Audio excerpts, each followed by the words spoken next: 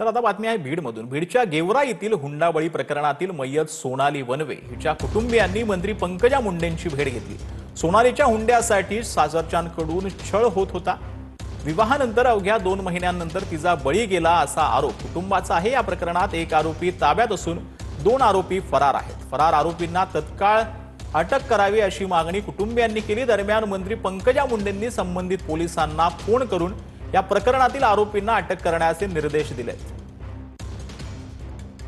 मुलीचं 2 महिन्यापूर्वी लग्न झालं। त्यांनी पंचमी टायमाला मुलगी गावी आली, आमच्या इकडे आली। तिने म्हणली माझ्या सासरचे पैसे मागते। त्यावेळेस मी 5 लाख रुपये दुसऱ्याकडून आणून त्यांना पोच केले, तरी पोरीचा छळ थांबला नाही। त्यांनी मग 31 तारखेला ते पोरीला मारलं आणि एरीत टाकलं। ते 9 तारखेला कंप्लीट केली। त्याच्यावर 6-7 दिवसांनी एक आरोपी त्यांनी अटक केला। पंकजाताईचे मंत्री महोदयाकडे भेटीसाठी आलो, तर त्यांनी आमचं ऐकून घेतलं। त्यांनी पोलीस स्टेशनला फोन लावला, सांगितलं त्यांनी लवकरात लवकर अटक करू म्हणून। कडक शासन करा, आमच्या मुलीला न्याय